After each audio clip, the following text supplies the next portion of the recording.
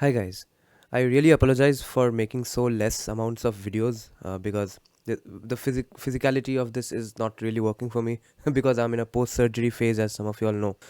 इस posture में बैठ के बेड में बैठ के लैपटॉप से काम करना हो नहीं पा रहा है मुझसे, especially because I've never actually worked on a laptop in my entire life. This is my mother's laptop. This is the first time I'm working continuously on a laptop, and the editing is taking too much of time. I really can't wait to get back to my desktop. So a person called Sujata Venugopal yesterday suggested that on top of that I have fever today. So Sujata Venugopal ji suggested that there's this person called Naveen Rajaka who has apparently exposed Sai Deepak and that I should debate him, etc. So I thought let's check him out. So I saw that he has about 308 subscribers, and I'm not going to make any personal attacks obviously because that's not how you debate. My point is that I saw that he has just 308 subscribers, and so that should not be a matter of joke because everyone starts somewhere. I had 300 subscribers just few days back before Kantara, so that's not my problem. But we will have to check into his credentials for some other reasons, and we'll get into that later, obviously, because spoiler alert, I have already seen the video. So I was thinking that should I at all even glorify this and dignify this video by countering this because so less numbers of subscribers, so it's not like he has gone viral or something because of his content. Then I saw it has 30 or 34,000 video views. So I thought चलो अभी algorithm से तो मुझे मार पड़ ही रही है because I'm not making much videos. So at least my video might get attached to his video. So in that way I'll be able to get some money. And I have an economic and financial incentive now to not give galis on YouTube because otherwise it hampers monetization. So I'll work and try really hard to not use cuss words. But let's see, it's going to be challenging because some things are, even in a funny way, some galis are just necessary for some situations. So let's start and check out how he has exposed Sai Deepak, okay? Hi friends, in this video we will be talking and discussing about exposing Sai Deepak. Sai Deepak came into the limelight during the Sabarimala verdict. After that he has been consistently expressing his views on Twitter, via seminar talks and through YouTube videos. I have been following Sai Deepak for around 1 year now, and I have noticed that he is spreading a blatant one-sided narrative, propaganda spreading. But before I tell you why he's a propaganda spreader, we first have to define what is propaganda. Any event. Okay, first of all, remember guys that whenever you are debating someone from the left, always debate their premises, then debate the argument, because their arguments are usually house of cards built on layers of absolutely meaningless premises. So always get to the premises first. So here his premise is that Sai Deepak is spreading propaganda, and like Swara Bhaskar was saying that people who are saying boycott Bollywood, they have an agenda. So yes, an agenda is not bad. Agenda means a plan of action, having a goal, having a fixed number of things that we plan to do to achieve a particular goal. So agenda is not a bad word, and neither is propaganda, and we'll get to why. Let him define propaganda, and I'll also show the Google definition of propaganda. It has its own set of data. Based upon this set of data, we draw our inferences and come to a definite conclusions. Based upon our inferences and conclusions, we then follow a particular course of action. Like, should we vote for this candidate or not? Should we support this political party or this ideology or not? So based upon the set of data, the information that which you receive, you take a position. So it is extremely important that the information that which you have is correct. It should be free from biases and prejudices. Biases and prejudices come after you have collected the data, okay? We are not talking about data manipulation. That is not part of propaganda. Yeah, I mean, some evil propagandists do that, but that is not what Sai Deepak has ever done. Neither is he going to counter Sai Deepak on facts. He is going to counter Sai Deepak on biases, which he is saying that you do after you have gotten the full data. But now let's get into how Google defines propaganda, okay? See this. So Google says information, especially of a biased or misleading nature, used to promote a political cause or point of view. So since this also has Marxist presuppositions and an absolutely wrong premise, we will have to get around that. Information of a biased or misleading. This is a Marxist presupposition. Bias does not mean misleading. It's not an interchangeable word. You can't conflate the two. Biased is not bad because everyone has their biases. If someone pretends to be unbiased, if someone says that they are not biased, they are lying to you. but it should not be misleading. Okay, used to promote a political cause. Yes, why shouldn't someone promote a political cause? Point of view, why shouldn't someone have a point of view? So here I agree with biased, I agree with promoting a political cause or a point of view. Somehow they use this misleading nature also interchangeably, as if it's just a part of the rest of the things inside the basket called propaganda, which is wrong. So you see, you can more or less agree with what Sai Deepak does, even if it is propaganda. There should not be any mute information, hidden information, or some information, some sort of fabrication.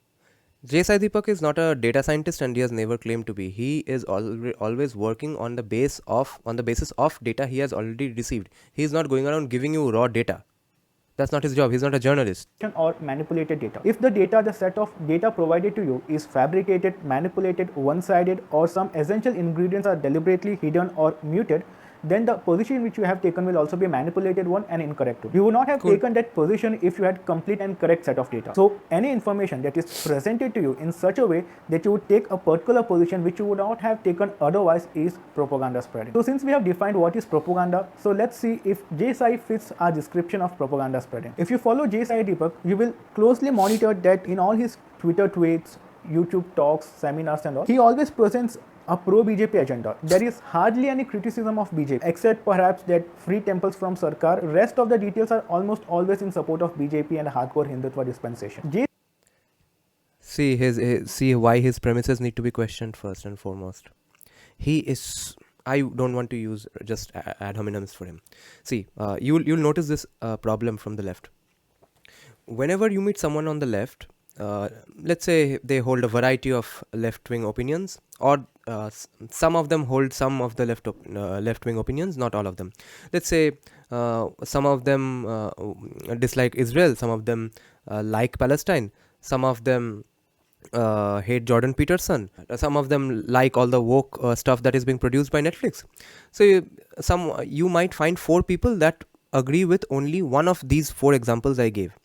But when you meet such a person, we on the right wing side, or the indic wing, or the non-left side, don't go around immediately countering it as, "Arey, this is you are a Congress mouthpiece, you are a CPIM mouthpiece, and you are a Trinamool mouthpiece."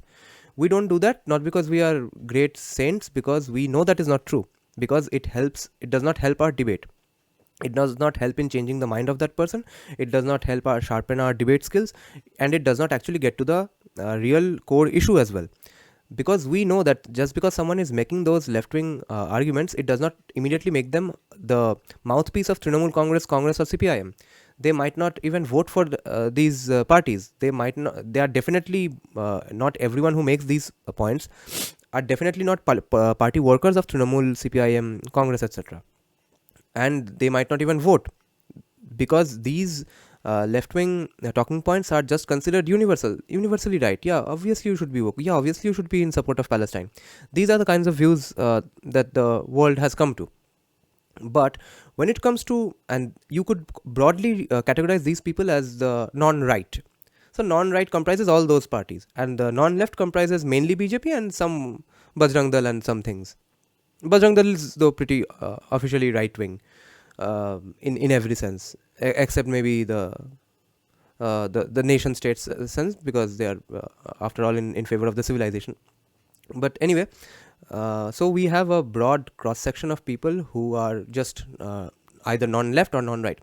But when they think that we get all our ideas, all our identity, all our talking points from BJP or from RSS, and this is the reason they are losing the narrative war with us. This is one of the main reasons, because they logically don't argue with us. They don't even get to the point. They don't ask themselves the questions that why is this guy saying the things they are saying. They just immediately assume this is a pro-BJP thing. I have heard almost all of my left-wing friends say, whenever I've shown them any Sai Deepak clips, they have said that, oh, this is a BJP thing, this is a BJP video.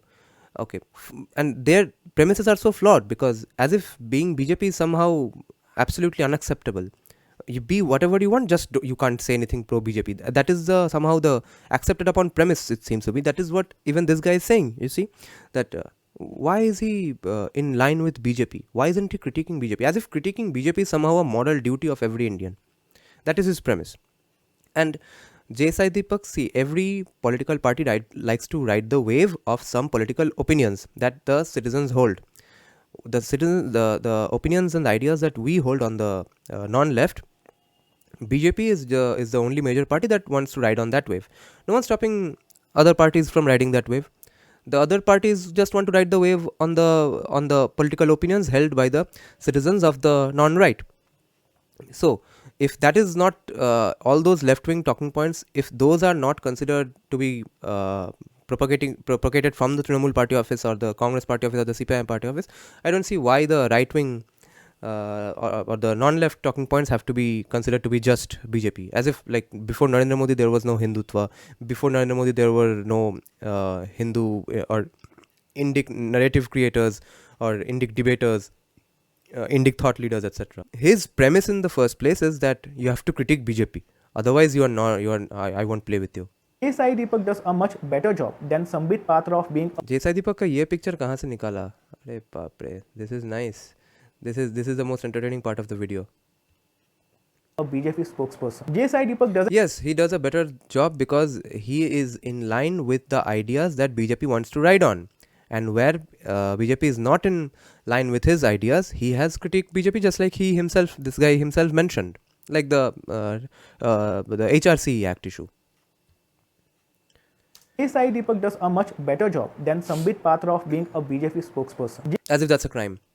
J. Sai Deepak doesn't express his views as a concerned citizen. He expresses his views more like he is a spokesperson of BJP. What's the difference? A concerned citizen can't be a spokesperson of the BJP, or a spokesperson of the BJP can't be a concerned citizen. This guy thinks his critical analysis is off the charts. We have to pay close attention to what J. Sai Deepak is expressing in his views, and we also have to pay close attention on which he is mute, the details on which he is not talking. If you are a fan of Sherlock Holmes like me, you might have remembered a chapter called Silver Bliss. Yeah, great. Even I'm a fan of Sherlock Holmes. Everyone thinks about what has happened, but Sherlock Holmes also thinks what should have happened but has not happened. For example, in the Silver Bliss chapter, he deduces that the family guarding dog has not barked. The family dog would have barked if someone outside the family, any outsider has come. The dog did not bark because the one who came inside was not an outsider but was an insider. He was an inside man. Much like the dog who always barks at outsiders but who is mute when family members or insiders come, J. Sai Deepak will also make a lot of noise when the opposition parties. Okay, guys, should we be a little offended that he's comparing J. Sai Deepak with a guard dog? But I guess not, because J. Sai Deepak loves dogs and so do I. So again, his premise is flawed. He is saying, why isn't he critiquing BJP enough? Because he agrees with the things that BJP is doing. This is something that doesn't seem to get into his head, that there are some things that he agrees that people can agree with BJP. He is surprised at this idea that oh my god, you can agree with BJP on some things. This is absolutely astounding to him. Or someone other than the BJP does something evil or bad. But when BJP does something bad, evil, which we should criticize him, does he understand that those things are subjective? What I consider evil is not what you will consider evil. Till date, I haven't found one right-winger on my Instagram community or my YouTube comment section with whom I agree on everything. And that's great. That's the same with the liberals and leftists as well. They are slowly they are getting streamlined with all their ideas because of the algorithm issue. They see the similar kind of videos. Okay, if you are against Palestine, that means you are pro-Israel. I mean, if you are pro-Israel, pro-Palestine, that means you are against Israel, and you are pro-Kashmir, pro-Azad Kashmir, etc. And that means you hate BJP, and that means you hate Trump, and that means you hate Jordan Peterson. All these are streamlined. But a lot of people who still do their own thinking, those kinds of liberals will still agree with some of these issues and not with other issues. Sai Deepak is mute on it. When it comes to the blunders and the misgovernance of the Modi government, he simply cannot see, or he deliberately gives a blind eye to the misgovernance of the BJP. Because what you consider misgovernance and misgivings is not what he considers misgovernance and misgivings. This is something, again, that is not getting into his head. Misgovernance and misgivings are subjective. If I agree with what BJP is doing, then it's not a misgovernance and misgiving. And where he is seeing misgovernance and misgiving, that is the HRC Acts, the temple funds issue, there J. Sai Deepak is always critiquing the government. So you see, he's absolutely wrong. So far, what he has said, he's going on babbling on stuff that is based on false premises, on absolutely baseless premises. For him, the BJP government has done absolutely no wrong, be it the mishandling of the COVID second. Okay, tell me which country in the world handled COVID second wave better than India? How is China doing? And if any country handled COVID second wave better than India, what was their population and what kind of an income level that country lies in? Huh? way, not providing proper justice to the Hathras gang rape. Any BJP does not go around providing justice. The Hathras case is being it's subjudice. CBI is handling the matter. Anyone with two eyes can see that the BJP is not all correct. That BJP has some glaring Yes. fault on which it should be questioned. When Sai Deepak shouts at opposition parties when they make something wrong or do something bad, he should also shout when BJP does something wrong or does something bad. Firstly, no. He somehow thinks that Sai Deepak wakes up in the morning and is like, BJP. आज BJP ने क्या क्या ठीक किया, आज BJP ने क्या क्या गलत किया. He seems to think Sai Deepak's eats BJP, drinks BJP, thinks BJP. That's not Sai Deepak's profession. That's not Sai Deepak's job. He doesn't even do this full time. He's a full time lawyer.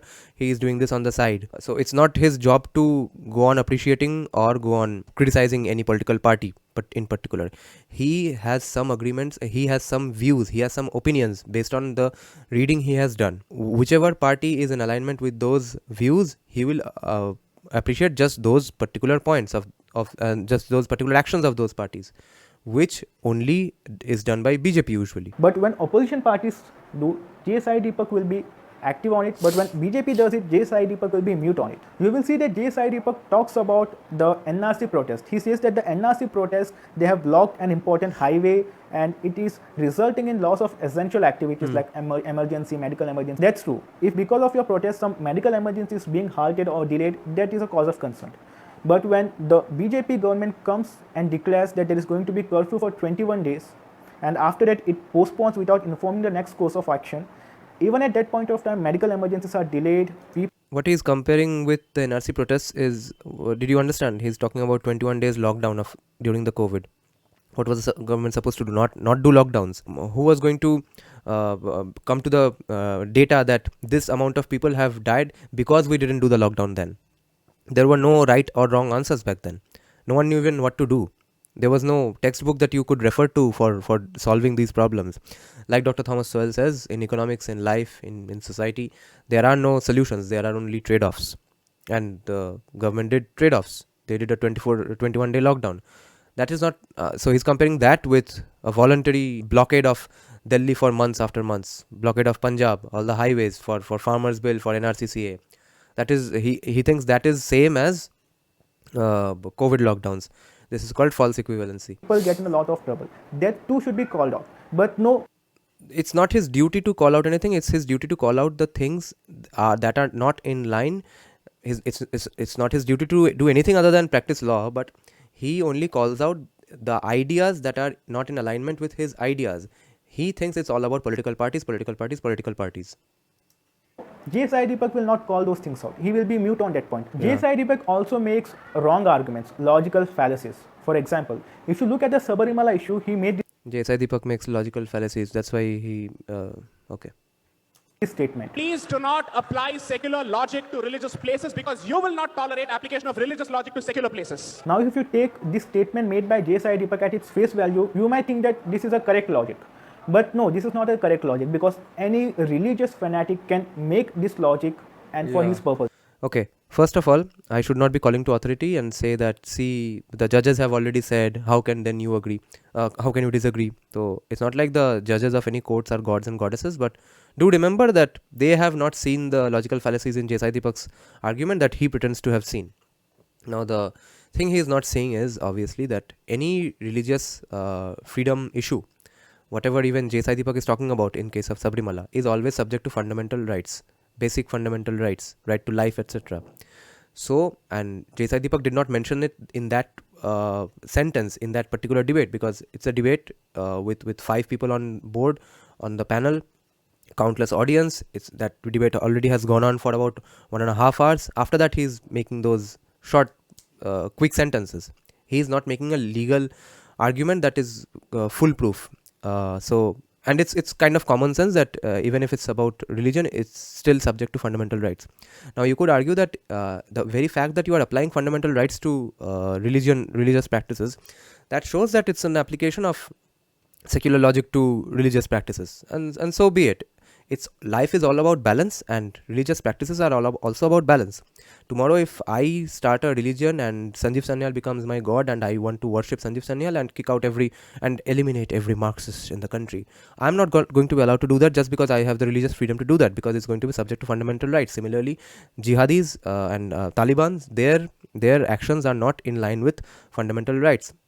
And also remember the debate hosted by Diana Ek. She had brought on Sai Deepak and Faizan Mustafa to debate on the hijab ban issue. There, actually, they ended up agreeing. Faizan Mustafa was saying that, see, I'll get to whether hijab should be banned or not later. But my first point is that why should the court decide what is a fundamental religious practice?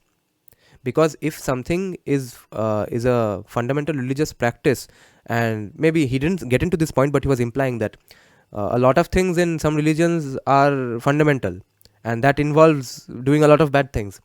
Are you going to allow those things just because it's a fundamental principle of that religion? So the court should not have used the idea of fundamental necessity of a religion to ban or not ban hijabs. And Sai Deepak agreed that that is true, but in the end it's still subject to basic fundamental rights. But it's not going to be subject to basic fundamental rights, but if you beforehand say that it's essential to the religion, and therefore we will let you do it, and it's not essential to the religion, and therefore we will not let you do it. That's not what something the court should get into. That was the agreement between Dr. Faizan Mustafa and Sai Deepak. But he thinks that Sai Deepak is saying that religious rights are above fundamental rights, which it is not, which Sai Deepak has never argued that. That's why he has won the case. For example, a jihadi terrorist can come and say, don't apply your Hindu logic or your secular logic in jihad because you will not tolerate jihadi logic at your secular or your Hindu place. For example, if a man is being cruel to his family, his kids and his wife, and if you go out and question him, he might say something like this: don't apply your logic will be at my subject home, to fundamental you will not rights. tolerate my home's logic at your place. So this kind of logical fallacies is not to be expected by someone who claims that he is a graduate from IIT Kharagpur and who says that he is a Okay, I think we are allowed to get a little bit pissed off because the way he's saying this, and we are not we are happily fanboys of Sai Deepak, but let's face it, we are ardent fans of Sai Deepak, and he's saying that someone who claims to be from IIT and stuff, as if he is not actually from IIT, as if he is forging his credentials, as if practicing advocate in the Supreme Court. In his description, Sai Deepak says that he has graduated from IIT Kharagpur. When you hear that someone has graduated from an IIT Kharagpur, that you think that he should have some sort of special interest in science. What did he just say? I think I'm not making fun of him right now. I'm not making a sarcastic comment. I think he actually does not know that he went to IIT Kharagpur to study law, not to study engineering. And first of all, Sai Deepak already has a graduation in aerospace engineering, so he knows about science. Secondly, again, basic premise is wrong here, that religion is absolutely opposed to science. Yes, in case of religion, but not in case of dharma. Dharma is not absolutely opposed to science. All our rishis and philosophers were always the same person could have been a rishi, and the same person could have been a scientist, same person could have been a doctor, same person could have been a philosopher. The distinction between natural sciences and social sciences is an Abrahamic construct that came about after 1492. Okay, pre-Abrahamic cultures did not do that, and but somehow he thinks he went to IIT Kharagpur, and therefore he's supposed to be in love with just science, not law. If tomorrow IIT Kharagpur opens a guitar class and I go there, I am supposed to be giving up my Hindu roots and my culture and be interested in science in order to study guitar. That's his argument. And what about people like Dr. Subhash Kak? And how many of our scientists have really been atheists? There is no his premise again that you should be giving up your Hindu roots and all culture and puja archana just because you are into science. That premise is itself fault. Is at fault. That's not the case with Hindu scientists. But Sai Deepak, he's more interested in religion than in science and technology. You can be interested in religion than science and technology, and you can be interested in science and technology more than religion. That's not the issue. But the issue that he misses out Naveen Rajaka is that Sai Deepak didn't go there to study science, he went there to study law. Why is that so? Only IIT Kharagpur can explain this question. Because IIT Kharagpur opened a law course, which you don't know, Naveen. I've also monitored a lot of Sai Deepak's He debates, monitors. and I've always found one common factor, that the person who is debating Sai Deepak, he will either be uninformed, not so well informed, a very weak candidate. Sai Deepak always Sai Deepak debates weak candidates. Has he heard of Dr. Shashi Tharoor? Actually, I had seen this video for a few minutes when I first heard of Sai Deepak. Actually, probably on the very first day that I heard of Sai Deepak. And my very first introduction with the Sai Deepak video was in his famous debate with Dr. Shashi Tharoor. And that's the day I got suggested this video, and I didn't know much about Sai Deepak, so I didn't pay much heed to this video as well. So this video is from 2021. So what is his point? How is he saying that Dr. Shashi Tharoor is a weak debater? shows this air that he is somehow better prepared, better knowledge than his opponents, that his opponents are always Again, false premise. Why shouldn't someone give off the air that he's better prepared and better, more knowledgeable than the other? Should he give out the air that he's not prepared and not as knowledgeable, not more knowledgeable than others? wrong and he's always right. The Yes, because he thinks he's right. He does not think he's wrong. He's practically describing humanity right now. reason is simple, he always deliberately chooses weak opponents. No one deliberately chooses opponents in these scenarios. He doesn't call up random literature festivals or Times Now debates and says that, yeah, call that weak guy, that weak guy, that weak guy. You are going to call 5 weak guys and now I'm going to come. That's not how things work in real life, bro. Sai Deepak deliberately avoids strong opponents like say Kanhaiya Kumar, much like Okay, now I am a little pissed off with the woman who suggested me this video. If someone thinks Kanhaiya Kumar is a strong debater, then there's something seriously questionable about the critical thinking skills of this person, Naveen Rajaka. Kanhaiya Kumar, whose life's biggest achievement is povertarianism and keeping the country as poor as possible, and the fact that his parents live in a dilapidated house, that's his achievement. See, I'm so Garib. Garib is nice. Garibi is fun, bro. I don't think even Kanhaiya Kumar himself claims to be known for debates or something. He's a good public speaker, just like Narendra Modi is. And why is he being touted and showboated as a debater now, as if he has some intellectual rigor, or he's a thought leader or a narrative builder? Kanhaiya Kumar is none of that. He has never even claimed that. I think it's unfair on Kanhaiya Kumar that this guy is bringing him up. Narendra Modi, who will always target Rahul Gandhi as a pappu, but when the pappu Yes, he will target Rahul Gandhi because that's good politics, because it benefits BJP to have Rahul Gandhi as the opponent. Narendra Modi has 2 jobs, winning elections and running the country. And in winning elections, it benefits him to target Rahul Gandhi. So what's Narendra Modi's fault in doing this? Rahul Gandhi challenges Narendra Modi to come on a debate with him, Narendra Modi will pass the buck. Okay, this is going to be a central theme in his video, okay? So I'll have to get into this a little elaborately. There are 2 things to this. He thinks Narendra Modi should accept a debate challenge from Rahul Gandhi. And this is why he should not. There is an issue of deserving the chance to debate a person.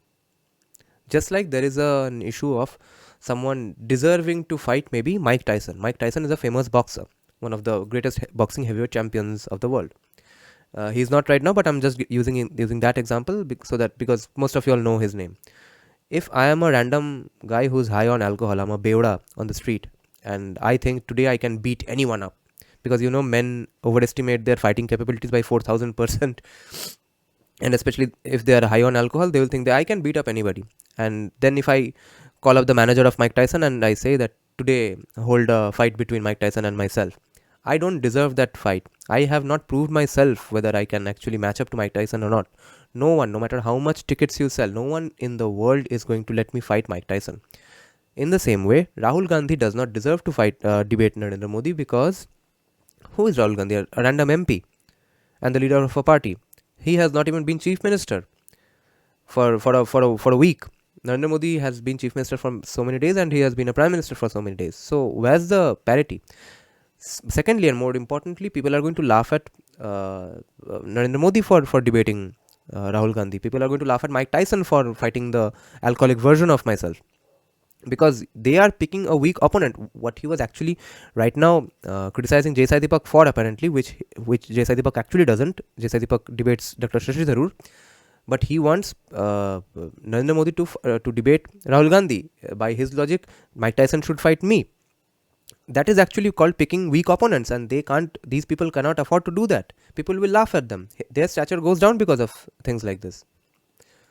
Sai Deepak will always debate only weak opponents. He will never contest a debate with a strong opponent. Like me, for example. What did he just say?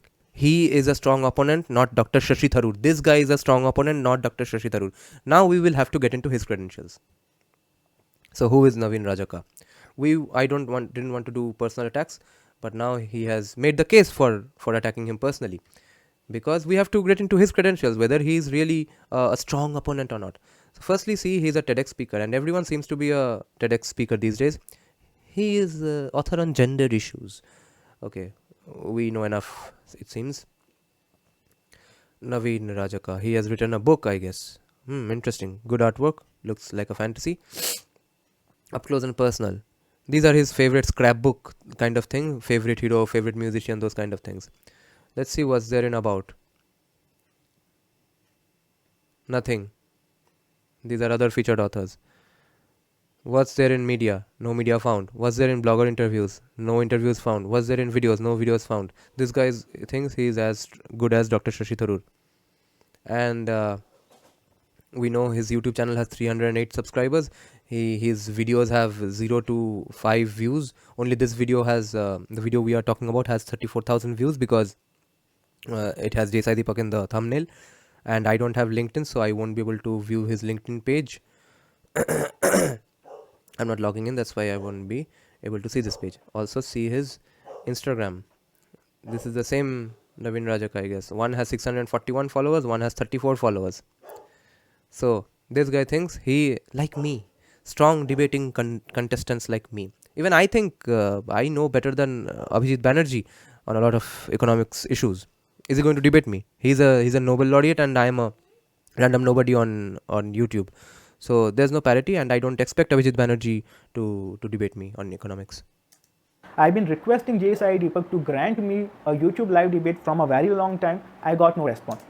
Oh, you asked him and he didn't respond, because you are a nobody, because Sai Deepak doesn't know if you are good at this or not, because you have not proved whether you deserve to debate him or not. You have 308 subscribers.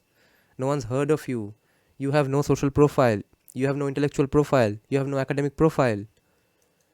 This, ironically, is the man who claims that he never runs away from a challenge or a question. He's the last person who runs away from the question. The last person to run away from any question. No, Sai Deepak, you are the first to run away from any. Sai Deepak was saying that in front of an audience where he was taking all questions. We aren't seeing any videos of this Naveen Rajaka in front of an audience where he's going to prove to us that he doesn't run away from debates. Challenge and any questions, because when I'm requesting you multiple times. Oh, he's requesting multiple times. Tab to Sai Deepak ko interview dene hoga. He requested multiple times, bro. Now everything is done. He requested multiple times, so he deserves it. I've been tagging you on Instagram. Oh, you tagged him on Instagram. So nice. Tweeting you on Twitter. I also tweeted on Twitter. Drop your personal email. He dropped a personal email. All of this makes him as good a debater as Dr. Shashi Tharoor. But you will not reply. Another thing that Sai Deepak does is he cherry picks ideas from a set of data. For example, he says this thing about Ambedkar. Cherry picks ideas from a set of data is actually a wrong sentence. You don't cherry pick ideas from a set of data. If it's raw data, you cherry pick conclusions, or you cherry pick data from raw data. Ideas and data are different. I would focus extensively on the writings of Dr. B.R. Ambedkar, the true genius that India has produced in the last century or more. I think he's one of the underrated geniuses, because I don't think he got his due when he lived. Now Sai Deepak will extol the virtues of Baba Sahib Ambedkar. He will say that he was the genius which India never recognized. But what he will not tell you, the information on which is mute, deliberately hidden, is this. Baba Sahib Ambedkar was the one who told that the problem of caste is ingrained into the Hindu religion itself. So the problem is the Hindu religion itself and not caste. So if you want to get out of that problem, you have to get out of the Hindu religion in itself. That was the reason why he converted himself out of Hinduism and into Buddhism. Yeah, B.R. Ambedkar said that casteism is inherent to Hinduism, therefore you have to get out of Hinduism. But he got out of Hinduism 20 years later after saying that. In between, he wrote that book, Pakistan or Partition of India, in 1946, which obviously none of these new Ambedkarites have read. Also, Ambedkar has said in his letters to Mahatma Gandhi that he did not know Sanskrit and he has not done an extensive study of Hindu text as many other people. So, at best, what you can consider Ambedkar's thoughts on Hinduism is sort of a book review, a personal opinion on these particular books. Also, I think Ambedkar's views on Hinduism was changing because he was seeing that this culture or this religion or this community is actually open to reform. Because remember, he was opposed to the idea of Sanskrit being the national language, on which he changed his mind during his later life. He was actually in support of the idea that Sanskrit should be the national language of the country. And also, the most important point, in his book Pakistan or Partition of India, from first to last, he keeps on talking about Hindu safety, Hindu safety, Hindu safety. He says Hindus won't be safe with these people. Hindus won't be safe with Middle Eastern settler colonialists. It's the Hindus need to think about this matter. He never says Dalits. Why is that? If what new Ambedkarites make out Ambedkar to be is that he's inherently a Hindu hater, why is he talking about Hindu safety? Why is that book not about Dalits not being safe with these people? And why was Jogendranath Mondal, stupid people like Jogendranath Mondal, ignoring Ambedkar? And also, why do you have to agree with someone 100% on every issue in order to admire that person? That's again a false Marxist premise. So this is not what Sai Deepak will tell you, to convert yourself out of Hinduism into some other religion. This information he will deliberately hide. He also talks Sai Deepak is hiding deliberately information about Ambedkar, as if Sai Deepak's website is the only place where you can learn about Ambedkar. There's no other way to find out about Ambedkar and his views on Hinduism and Buddhism. Kya premise hai? talks something about communism and Bhagat Singh. He says that Bhagat Singh was an Indian communist. I think it's important to read even Bhagat Singh for that matter, because while today a certain ideology has become associated with an anti-Indian disposition, this man, notwithstanding the fact that he was an atheist, an avowed atheist and a communist according to his own ideology, was an Indian communist whose heart was beating for India, who died for India, as opposed to people who wear leftism on their sleeve and work actively towards the breaking of this particular country. As if the rest of the contemporary communists living in India inspired by Marxism are somehow anti-nationals. Yes, they are, because they actively say that, or actively say things that are anti-national. And look, any criticism of BJP is not anti-national. There are some things that are very deliberately anti-national. There are some criticism that are very deliberately not anti-national. People a lot of people think either all criticism of BJP is anti-national or no criticism is anti-national. No. Anti-national, designating what's anti-national is very easily discoverable. For example, the idea of breaking up India. You remember in our reaction video to Arundhati Roy, she was saying that no, Karan, we should talk to the people of Kashmir and give away Kashmir if they want it. That's an anti-national position, because what's the opposite of anti-national? Pro-nation. What does being pro-nation mean? That you subscribe to the shape and size of the nation itself.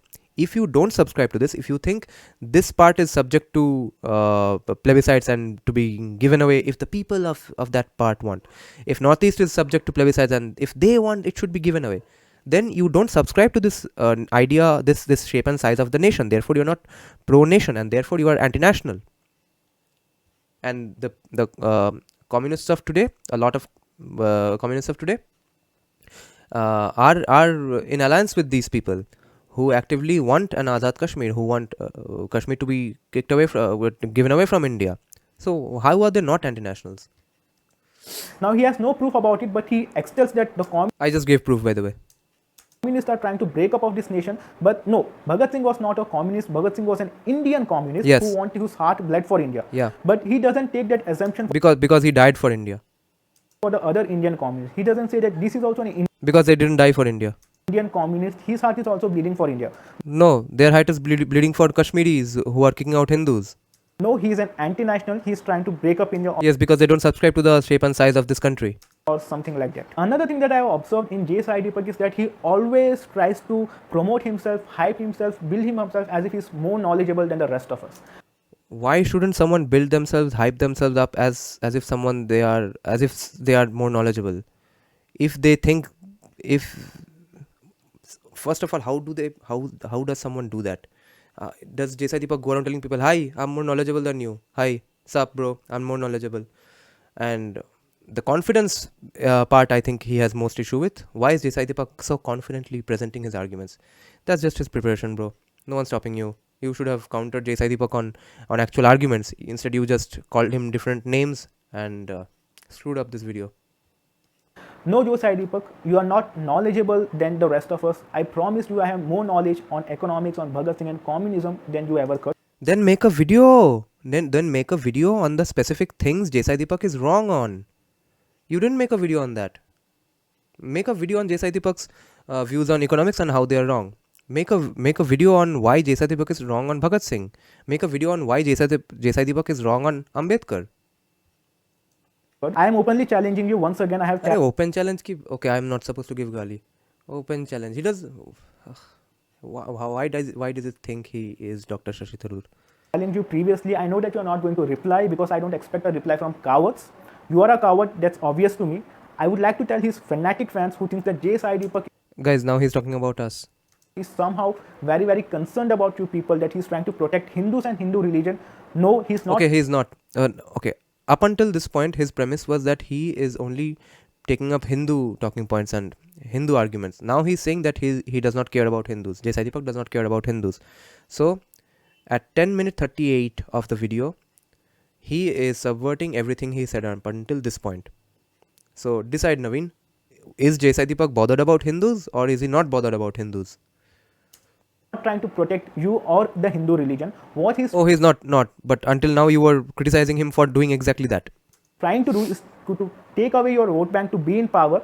Take away my vote bank to be in power. He thinks Jai Sai Deepak is taking away my vote bank to be in power. Be in power. A lawyer, a full-time lawyer is taking away my vote bank to be in power. Can you believe this guy?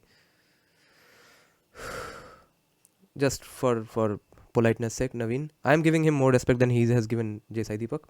No, Naveen, Jai Sai Deepak is not a politician. When he is a politician, we will discuss this same point, but he is a full-time lawyer, and so this does not apply to him whether he is thinking about vote bank or not, because no one votes for him in the court.